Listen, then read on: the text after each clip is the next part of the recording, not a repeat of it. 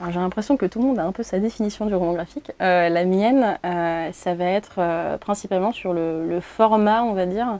Parce que pour moi, j'ai l'impression qu'un roman graphique, c'est quand même plus épais qu'une BD classique 55 pages. Hein. Le roman graphique, c'est simplement en fait plus un point de vue que vraiment un genre. Pour moi, c'est la volonté de faire d'un album quelque chose, de faire une œuvre d'art vraiment à partir d'un album de bande dessinée. Moi, le roman graphique, je ne mets pas de barrière sur le format, le nombre de pages. C'est plus mon ressenti.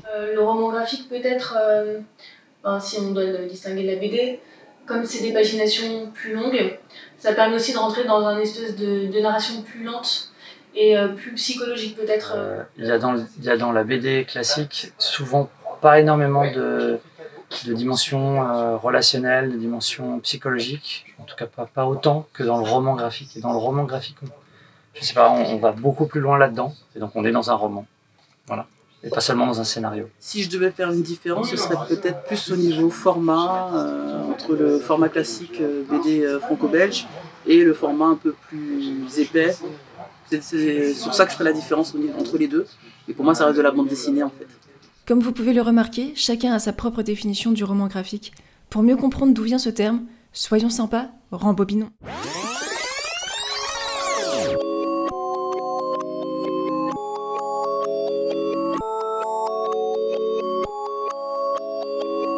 Le roman graphique, ou graphic novel en anglais, naît aux États-Unis à la fin des années 70 d'un mouvement de contestation envers le comic book, qui est une bande dessinée américaine de super-héros destinée aux enfants. Le graphic novel est une façon de s'opposer aux éditeurs qui, à cette époque, imposent leurs choix éditoriaux sans laisser de liberté artistique aux auteurs. Avant les années 70, un premier mouvement contestataire underground voyait le jour en 1952 avec la création du périodique satirique Mad, qui a pour cible les adultes, et en 1967 est créé par Robert Crumb, Zap Comics. C'est en 1978 que sort le premier graphic novel, Un pacte avec Dieu de Will Eisner. Il révolutionne le genre du comics et ne se considère pas du tout comme tel d'ailleurs. Il s'apparente en effet plus à un roman car reprend les codes et la grammaire de ce dernier. Un pacte avec Dieu est un roman dessiné et non une bande dessinée car ce n'est pas sous forme de strips.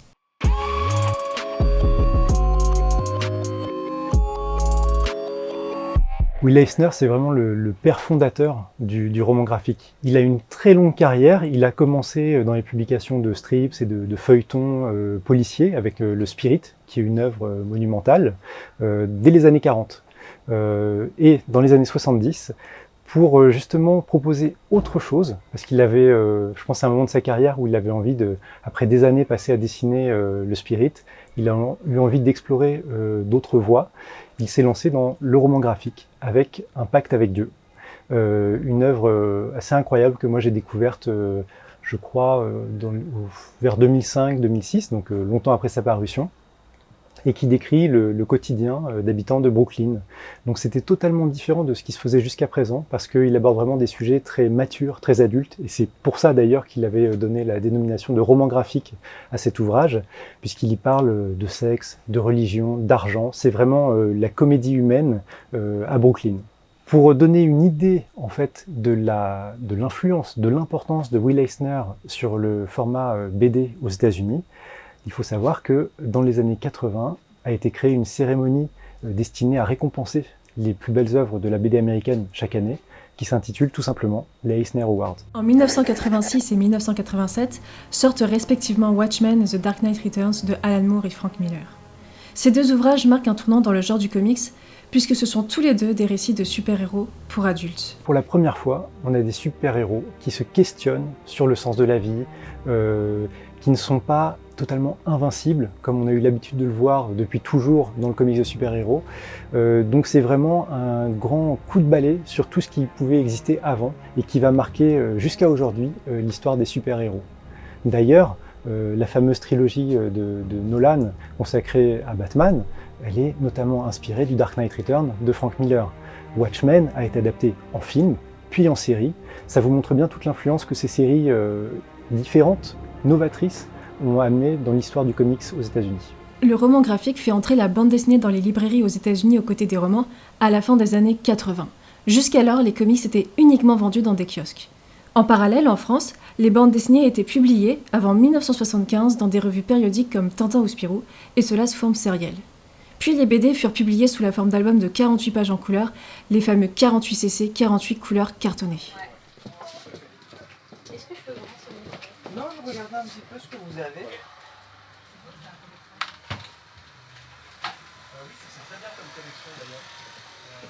Mais la France connaît elle aussi un mouvement contestataire vis-à-vis des bandes dessinées destinées aux enfants. En 1974, la première maison d'édition à proposer du contenu adulte voit le jour, c'est Futuropolis. Alors, à l'origine, Futuropolis, c'est une librairie éditeur en fait, qui a été créée dans le 15e arrondissement de Paris par Florence Estac et Étienne Robial. Et c'est un peu une maison d'édition précurseur parce qu'elle a été directement spécialisée dans la bande dessinée pour adultes. Futuropolis, du coup, crée un mouvement un peu anticommercial avec le roman graphique parce que à l'origine, les créateurs de cette maison d'édition n'étaient pas forcément dans une démarche de logique commerciale, mais plus dans une démarche artistique. Donc ça, on a pu le voir avec leur collection 30 x 40. C'est une collection dans laquelle pratiquement tous les titres ont sur la première de couverture juste le nom de l'auteur en fait.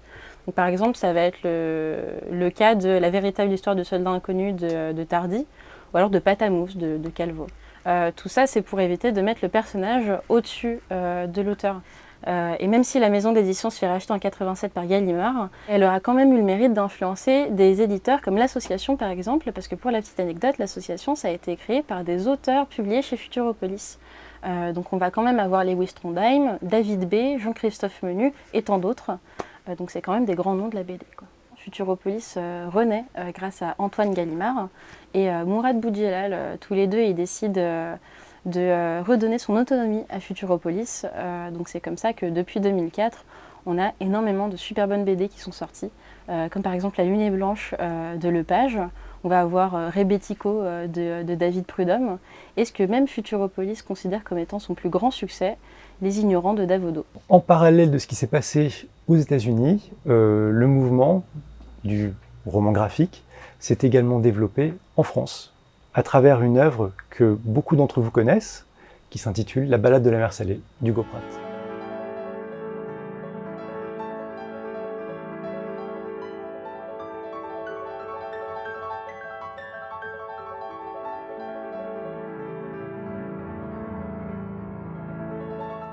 La balade de la mère Salée d'Hugo Pratt est parue en France dans sa version reliée en 1975. C'est un véritable souffle nouveau dans la bande dessinée européenne pour diverses raisons. Tout d'abord, c'est une œuvre qui est très littéraire, avec beaucoup de références culturelles. C'est une œuvre d'aventure, mais qui s'inscrit également dans un cadre historique. C'est une œuvre dans laquelle on a un véritable souffle romanesque et romantique, avec un personnage d'anti-héros, celui de Corto Maltese, totalement charismatique et qui a durablement marqué d'innombrables lecteurs. C'est également un ouvrage qui se distingue de ce qui était publié jusqu'à présent en Europe par son format. On parle très souvent du 48 cc, c'est-à-dire le 48 pages couleur cartonnée. Alors là, Corto Maltese, enfin Hugo Pratt, s'affranchit totalement de ce format. En 1987 a lieu en France le premier vrai succès du roman graphique. Ce n'est pas une œuvre française, mais c'est Maus d'Art Spiegelman. Publié aux États-Unis à partir de 1981 dans la revue Raw, la première partie voit le jour en 1987 en France et l'intégrale ne paraîtra qu'en 2003. C'est la première fois qu'une bande dessinée touche des lecteurs de romans.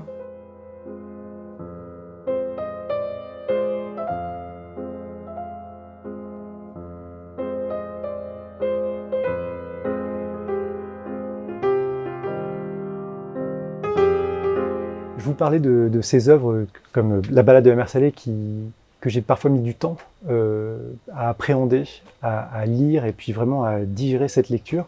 Je pense que Maus, c'est l'exemple typique, c'est-à-dire que j'ai mis beaucoup de temps pour vraiment la lire et l'apprécier, mais désormais ça fait partie de mes références absolues en la matière. Art Spiegelman, il raconte l'histoire de son père, juif polonais, rescapé des camps de la mort. C'est un album absolument bouleversant, qui est d'ailleurs le seul album de bande dessinée à avoir été couronné par le prix Pulitzer en 1992. C'est à partir des années 2000 que l'industrie du livre comprend le potentiel commercial du roman graphique et un des principaux acteurs de sa démocratisation auprès du grand public est le Comptoir des Indépendants. Le Comptoir des Indépendants est une société fondée par des éditeurs mécontents du traitement justement des auteurs indépendants au niveau de la diffusion et de la distribution. Ils ont donc créé cette structure visant à défendre et à proposer en librairie, à nous-mêmes les professionnels, une plus large distribution de ces auteurs-là. Ça a marqué un tournant leur manière de travailler, puisque jusqu'à présent, ces titres-là étaient plutôt distribués en librairie spécialisée, c'était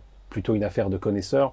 Leur doctrine, ça a au contraire été de diffuser ça auprès du plus grand nombre, donc en librairie généraliste, voire en grande surface spécialisée. Ça a été créé en 99, si je dis pas de bêtises, et c'est une aventure qui a duré plus de 10 ans, puisque ça s'est malheureusement arrêté en 2010, suite à des comptes assez moyens.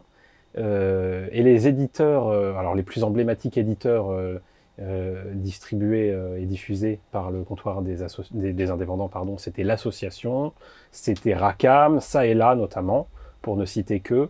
Et la plupart de ces éditeurs-là ont vu leur activité de diffusion et de distribution reprise par Les Belles Lettres, qui est un acteur qui, lui, existe encore aujourd'hui, fort heureusement. Les années 2000 voient les grandes maisons d'édition s'emparer du roman graphique. Le cas le plus emblématique est la collection Écriture de Casterman, qui publie notamment Quartier Lointain ou encore Blanquette. Aujourd'hui, le roman graphique s'est complètement implanté dans le paysage de la bande dessinée et même plus généralement de la littérature. Quand je me suis installé, j'ai pas forcément mis l'accent sur le roman graphique. J'étais plus sur la BD traditionnelle, que ce soit le patrimoine, avec évidemment les Astérix, Obélix, Boule et Bill, etc. Ou alors des séries contemporaines, mais plus orientées histoire ou polar, ou science-fiction également. Et puis il y a quelque chose qui a vraiment contribué à la popularité du roman graphique, c'est les œuvres de Guy Delisle. Paru dans un premier temps à l'Association, on a eu Shenzhen, puis Pyongyang. Donc ce sont des œuvres autobiographiques dans lesquelles Guy Delisle raconte ses séjours dans ces deux pays d'Asie. Le succès a été tel que les suivants ont été édités chez Delcourt, avec le plus célèbre d'entre eux, qui est Chronique de Jérusalem.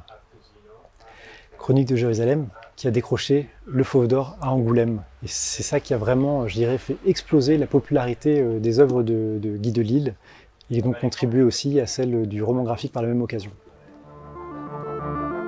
Merci à vous de nous avoir suivis durant toute cette première partie sur l'histoire et l'essor du roman graphique. Une deuxième partie arrive bientôt. À très vite!